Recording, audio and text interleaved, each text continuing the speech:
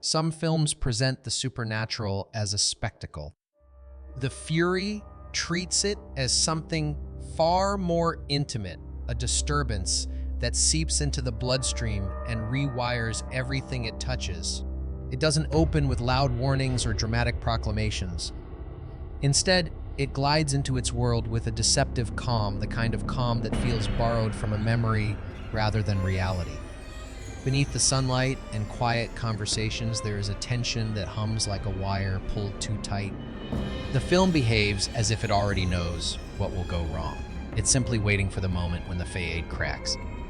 Brian De Palma approached this story with the precision of someone unraveling a secret thread by thread. He wasn't interested in treating psychic power as a cinematic trick. To him, it was a pressure point, a way to expose how institutions prey on the vulnerable and how trauma manifests when pushed far beyond its breaking point. His camera observes rather than comforts, lingering on faces until their emotions feel stripped to the bone. In a decade shadowed by conspiracies and public distrust, The Fury reflected the unease people carried but never fully articulated. What makes the film haunting isn't the violence itself, but the emotional residue that violence leaves behind. Every psychic rupture feels like a confession, every collapse like a memory resurfacing with claws. The film doesn't ask the audience to marvel at power. It asks them to consider the cost of being born with something dangerous in a world eager to exploit it. And as the layers peel back, what emerges isn't just a story of telekinesis or betrayal. It is a portrait of lives reshaped by forces they never chose and consequences they can no longer escape. These are 20 weird facts you didn't know about The Fury. Fact 1. Brian De Palma constructed The Fury with the mindset of someone unearthing a buried dossier rather than crafting a traditional genre film. From the very first scene, he seeded a faint dissonance beneath the brightness of everyday life, letting the audience sense a fracture before they can name it. He believed the truest horror emerges not from spectacle, but from the quiet moments when something feels slightly off. That philosophy shaped the entire production. Instead of foreshadowing danger with dramatic cues, he built the narrative on moments of stillness that feel one step away from rupture. Early drafts of the screenplay explain the origins of the psychic program in great detail. De Palma stripped most of it away.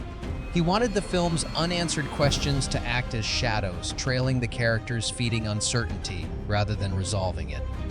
Actors were encouraged to internalize fear rather than display it. Their pauses became heavier, their glances sharper, and their silences more telling than dialogue could ever be. When the violence finally erupts, it doesn't feel sudden. It feels like something that has been waiting beneath the surface the entire time. De Palma's method reveals a darker truth about the story he wanted to tell, that terror isn't born from supernatural possession, but from the fragile humanity of people who never had the power to resist what was done to them. The dread doesn't build, it accumulates quietly and relentlessly. Fact 2. Kirk Douglas approached his role in The Fury with the determination of a man who refuses to let age or circumstance dictate his performance. At a point in his career when many actors step back from physical demands, Douglas pushed himself into scenes that required agility, intensity, and emotional volatility. His portrayal of Peter Sansa is not the work of a seasoned actor relying on habit.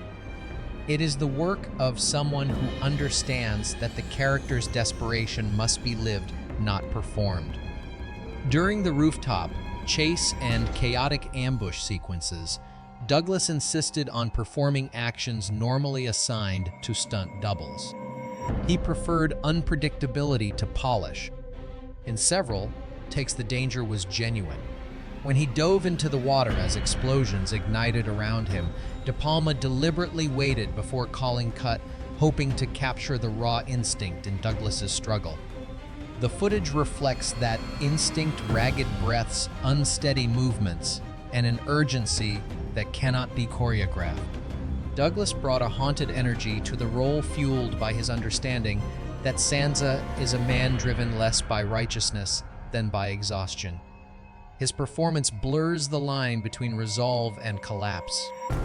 The character doesn't just fight, he endures, and that endurance becomes the emotional backbone of the film, grounding its psychic turmoil in something unmistakably human. Fact 3. Amy Irving's portrayal of Gillian is defined by a trembling vulnerability that feels less like acting and more like an involuntary response. De Palma refused conventional depictions of psychic power, no melodramatic gestures, no exaggerated convulsions. He wanted Gillian's episodes to feel like an intrusion of something she couldn't control, something that wormed its way into her thoughts and claimed her body for its own. To prepare, Irving immersed herself in medical case studies, observing how patients responded to overwhelming sensory input or dissociative overload. On set, De Palma reinforced the sense of isolation that defines her character. During crucial psychic sequences, he ordered total silence. Even minor adjustments were banned.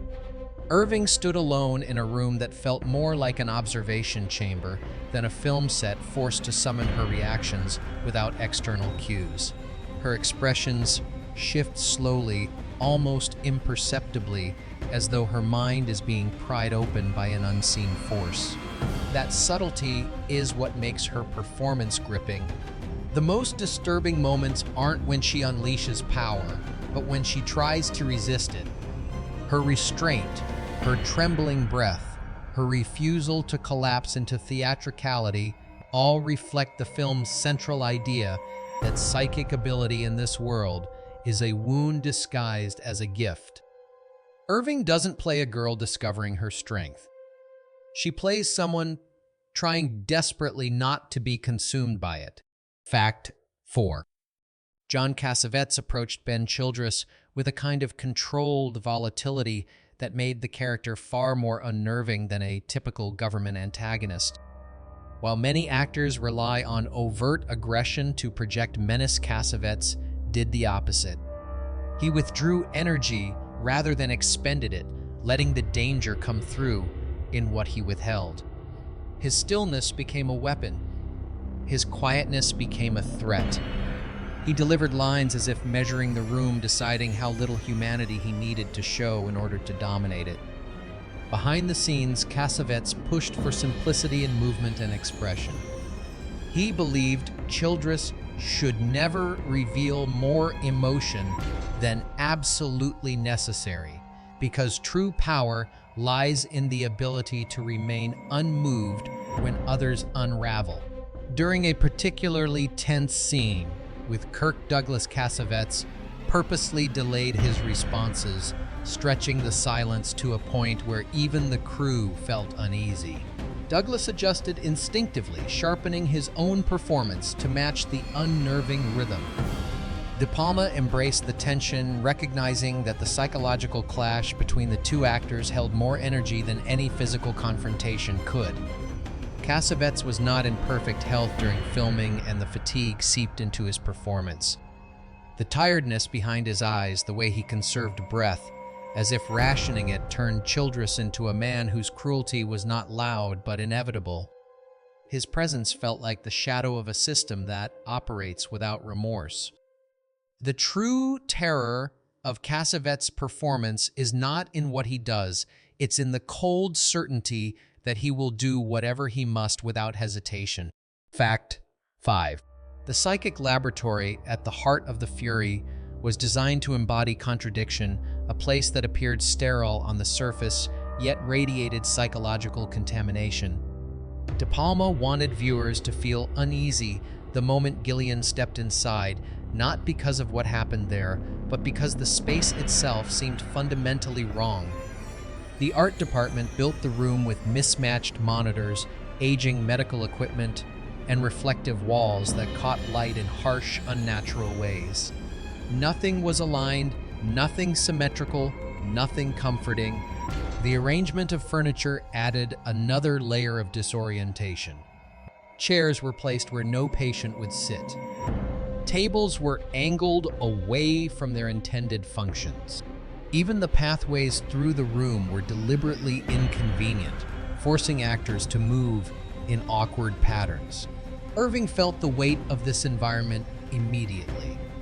She later described the lab as a place that stared back a room where the reflections felt more alive than the people inside it. De Palma took full advantage of the set's emotional pressure. During scenes involving psychic tests, he instructed the crew to remain completely still, so the environment felt predatory, not supportive. The room became an extension of the film's themes, a physical manifestation of institutional indifference. It wasn't designed to heal. It was designed to control. The laboratory's coldness is what gives its sequences their power. It serves as a reminder that harm often hides behind the appearance of order. Fact 6. De Palma's use of slow motion in The Fury transforms time into a psychological instrument rather than a stylistic flourish.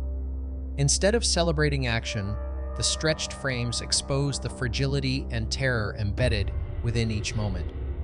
Slowness becomes a form of interrogation, magnifying details. The audience might otherwise miss the flicker of fear in someone's eyes, the ripple of tension through a hand the exact instant a body understands it is about to break. Richard H.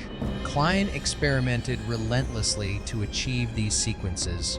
The cameras used were temperamental machines, sensitive to shifts in lighting and prone to producing distorted frames. Rather than discarding imperfect footage, De Palma embraced it, believing the warping and smearing made the scenes feel as though psychic energy had seeped directly into the film stock. The resulting images hover between realism and nightmare, a tension that defines the movie's visual identity. For actors, filming in slow motion was mentally and physically exhausting. Emotional peaks had to be sustained for far longer than natural expression allows. Amy Irving described the process as moving through a heavy dream, where every step felt delayed and every gesture carried more weight than intended. But that labor shows on screen. The slow motion scenes do not feel staged. They feel gravitational, as if time itself is collapsing under the force of the moment. De Palma didn't slow time to emphasize action. He slowed it to expose the truth hiding inside it. Fact 7. John Williams' score for The Fury is unlike the triumphant orchestral identities that defined much of his late 70s work. Instead of heroic themes or sweeping melodies, he composed something that feels wounded, fractured, and constantly on the verge of collapse.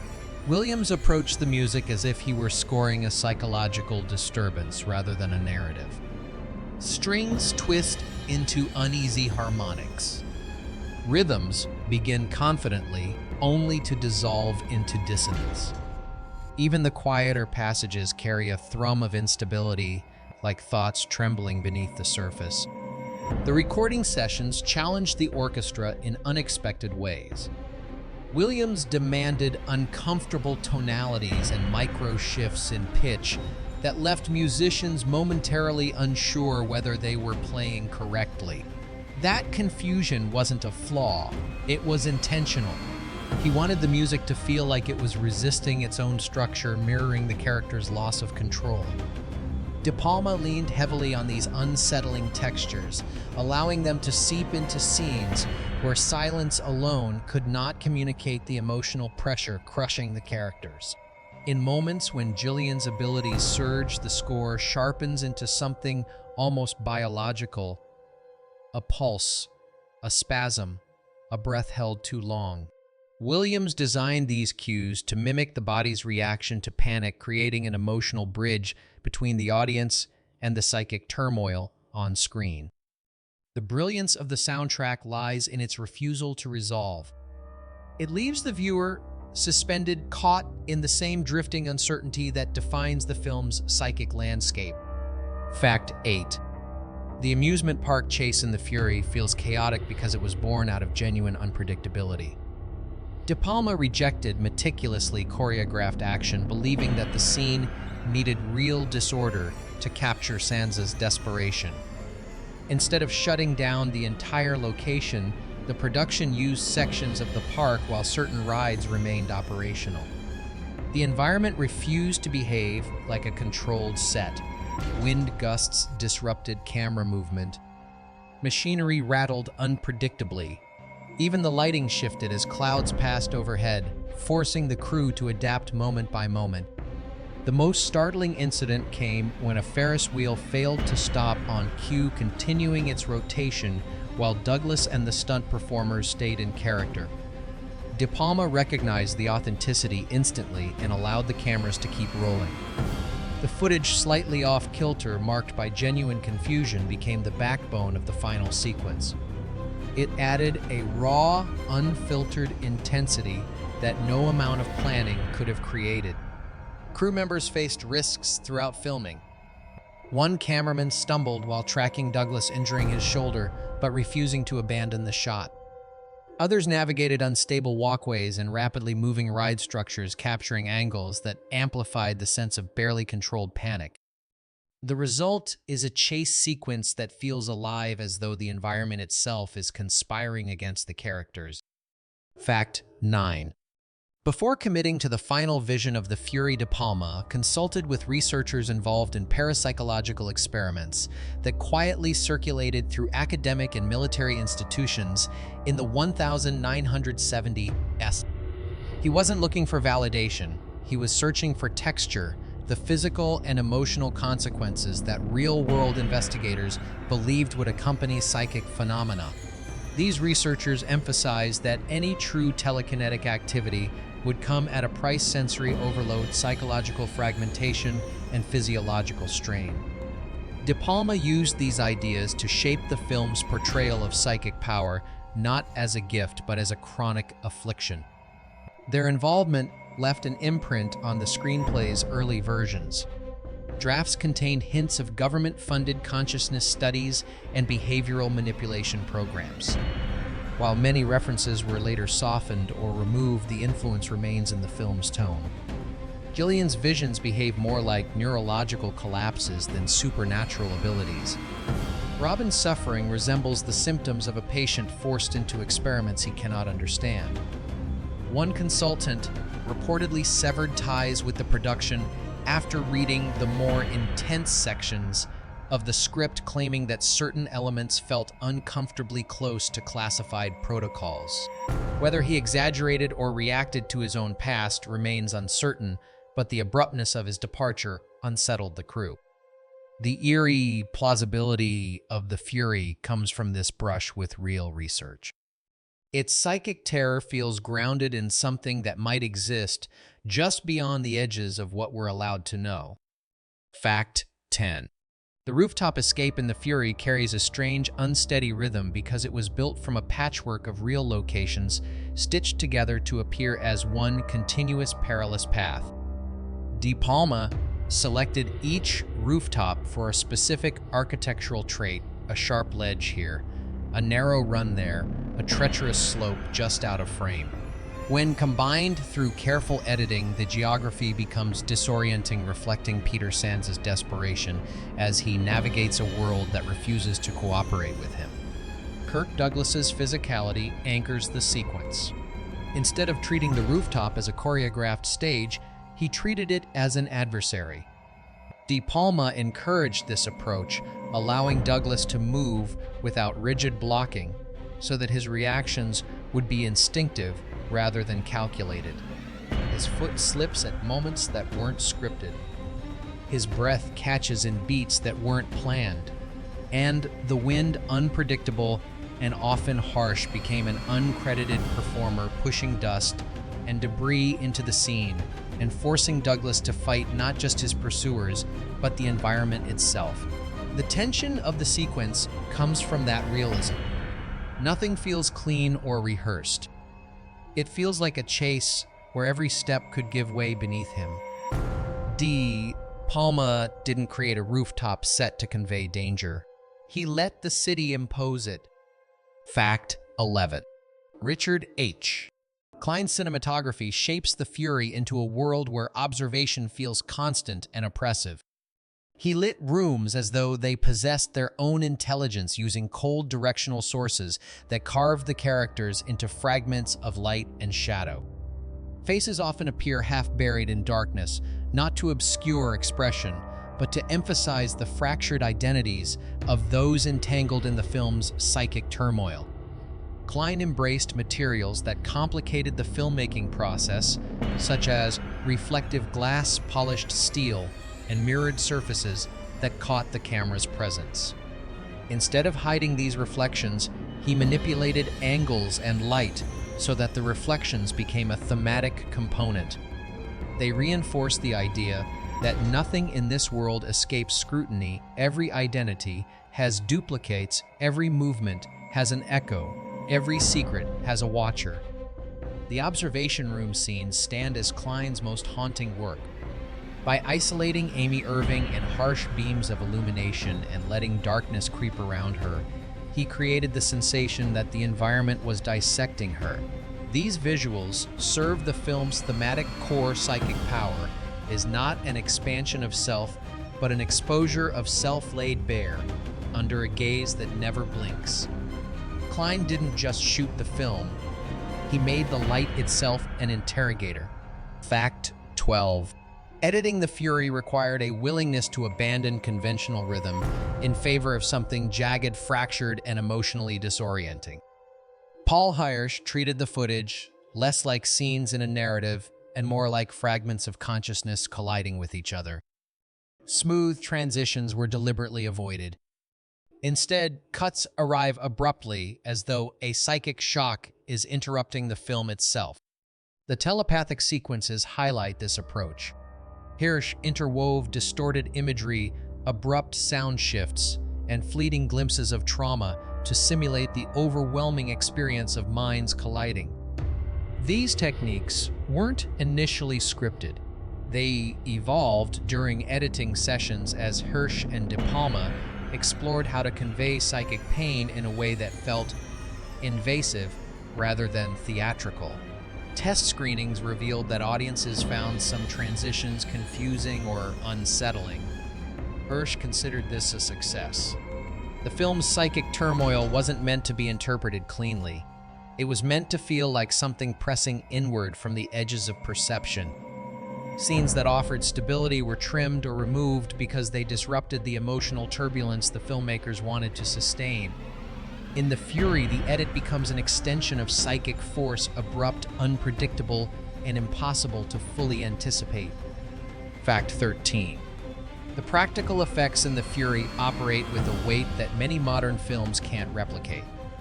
De Palma insisted that psychic force should affect the physical world with genuine impact, refusing to rely on optical illusions or stylized trickery whenever a real mechanism could deliver the violence. This philosophy created a set where objects didn't merely move, they reacted violently as if pulled by an unseen force with intent rather than direction. Furniture was ripped off the ground by tension wires, glass detonated with precise charges, and debris scattered unpredictably across the room. The unpredictability was intentional. De Palma believed the camera could sense authenticity.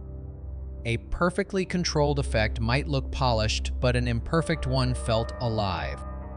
During one sequence, a table splintered earlier than timed, sending fragments across the set. While the crew flinched, De Palma saw opportunity. He refined the rig rather than removing it, convinced that danger should have texture, not symmetry. Actors navigated these volatile environments with caution, especially Amy Irving, who often stood mere inches from powerful mechanical rigs disguised within the set. Her reactions, wide eyes stiffened, breath hesitation before stepping into a scene, weren't always performance. They were instinct, and those instincts made the psychic manifestations feel intensely real. In The Fury, the physical world doesn't respond politely to unseen power. It breaks shutters and fights back. Fact 14. The Fury's depiction of government manipulation speaks directly to the cultural anxiety of its era, a time when trust in institutions had eroded almost completely. Post-Watergate America was saturated with rumors of covert programs, unethical experiments, and classified operations that blurred the line between security and violation. De Palma tapped into this atmosphere, crafting antagonists who operate not out of ideology, but out of a cold bureaucratic instinct, the kind of institutional logic that erases humanity in favor of results. Early script drafts named specific intelligence agencies, but De Palma removed these references to avoid narrowing the threat. Ambiguity makes the antagonist more potent. A faceless institution can be anywhere, operate under any name, and justify any action. By obscuring organizational identity, he created an enemy defined by method rather than mission. The resulting force in the film feels omnipresent, untethered to politics, and capable of slipping through any ethical boundary with ease. Studio executives worried this portrayal would alienate audiences, but De Palma refused to soften it. His goal wasn't political critique, it was emotional truth. He understood that systems become terrifying when they operate without oversight, when people become assets instead of individuals. That's why the story's cruelty resonates long after the final act. The institution in The Fury isn't monstrous because of its goals. It's monstrous because of its indifference. Fact 15. De Palma's obsession with emotional authenticity shaped the psychic violence at the heart of The Fury. Rather than framing Gillian and Robin as prodigies discovering newfound strength, he portrayed them as young people wounded long before their abilities surfaced. Psychic power in his vision is a symptom, a manifestation of trauma that the body can no longer contain. Every outburst feels like a desperate attempt to release what has been forced inside them. To capture this, De Palma directed Amy Irving and Andrew Stevens to build their performances on a foundation of grief. Gillian's trembling visions were constructed as intrusions, not revelations. Her pain is quiet, internal, and persistent, echoing the emotional burden of someone who was never allowed to define her own identity. Stevens approached Robin as a young man collapsing under the weight of exploitation, his anger emerging not as aggression, but as the final stage of psychological fracture. This emotional grounding redefines the film's climactic explosions. The destruction feels less like supernatural spectacle and more like the physical echo of the suffering the characters endured. Violence becomes the language of trauma erupting when words fail. The tragedy of The Fury isn't the power its characters possess. It's the price they pay for having it. Fact 16. The hospital sequence in The Fury carries an emotional chill that comes not from violence, but from the unsettling sterility of the environment. De Palma wanted the hospital to feel like a place where healing had been stripped from its purpose, leaving behind only procedure and control. The production team sourced outdated medical equipment from closed institutions, choosing machines whose lights flickered inconsistently or produced faint, unnerving hums. Beds were positioned at odd angles, monitors displayed meaningless data, and every reflective surface seemed to magnify the character's vulnerability. The cold that viewers sense isn't just visual. During filming, the air conditioning malfunctioned, repeatedly lowering the temperature far below comfort. De Palma refused to adjust it.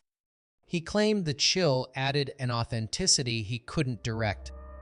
Amy Irving later said the cold became part of her performance, tightening her breathing and sharpening her movements in ways she hadn't rehearsed. That involuntary tension lingers in her expressions, reinforcing the idea that Gillian isn't simply being observed, she's being dismantled. The hospital becomes an extension of the film's theme's institutions that wear the mask of care while quietly inflicting harm.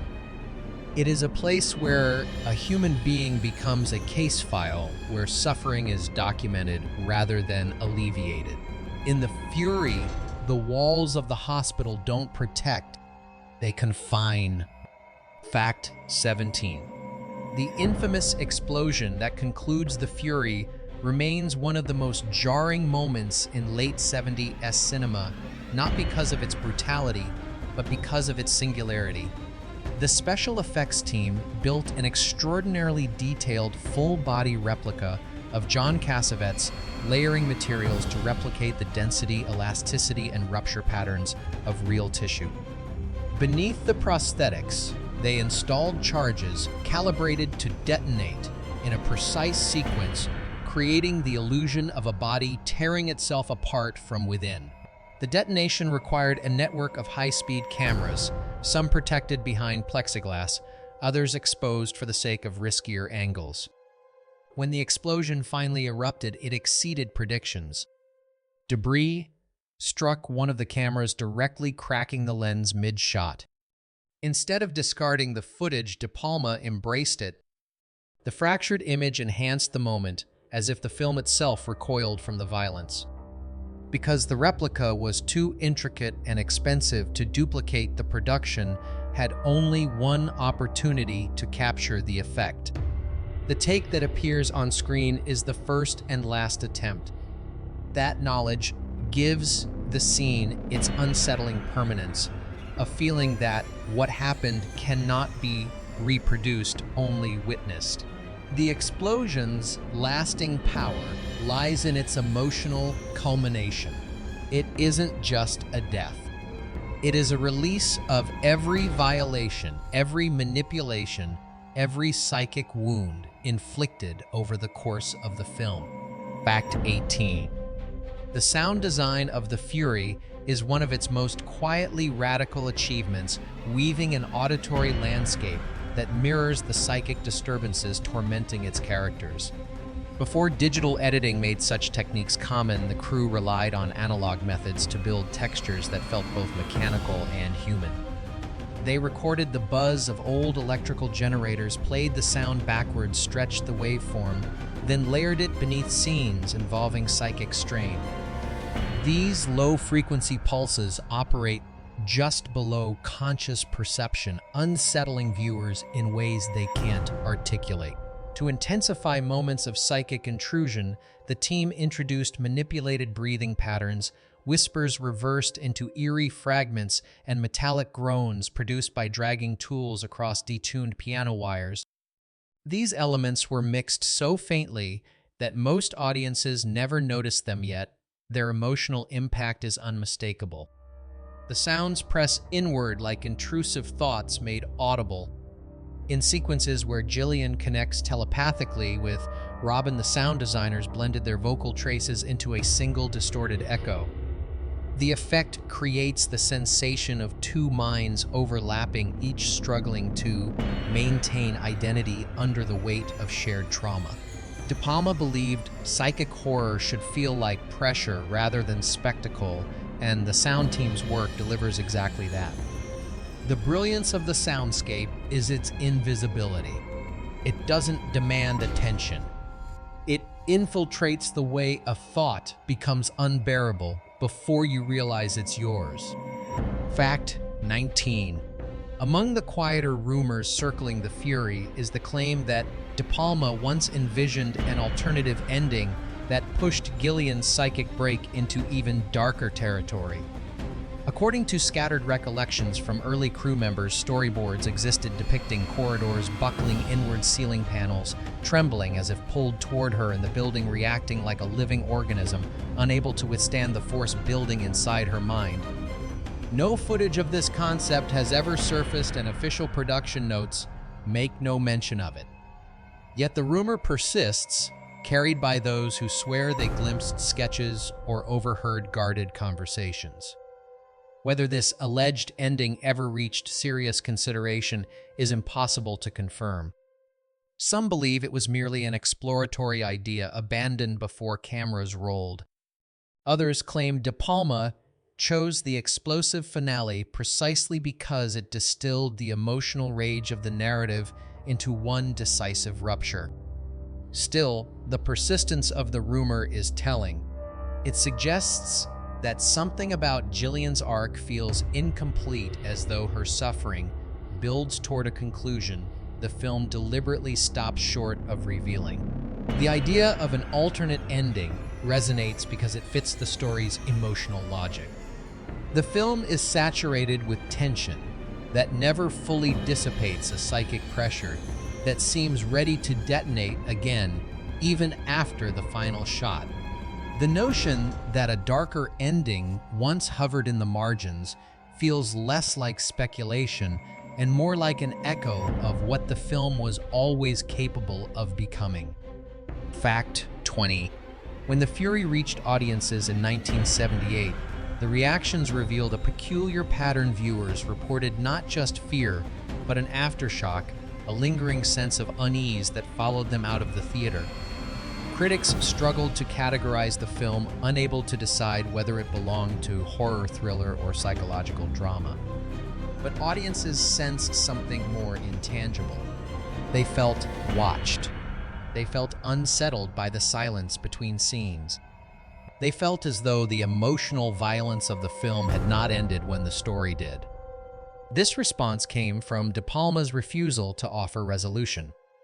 There is no clear explanation for the psychic abilities, no moral certainty, no comforting thematic anchor. Instead, the narrative leaves gaps, unanswered questions, and tensions that vibrate in the background like a low, persistent hum.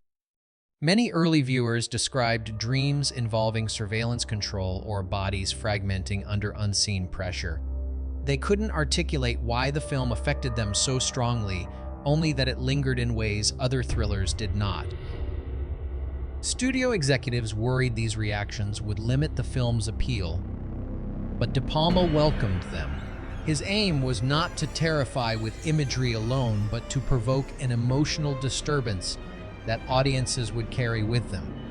Over time, that disturbance became part of The Fury's reputation, a testament to its ability to haunt long after its final frame.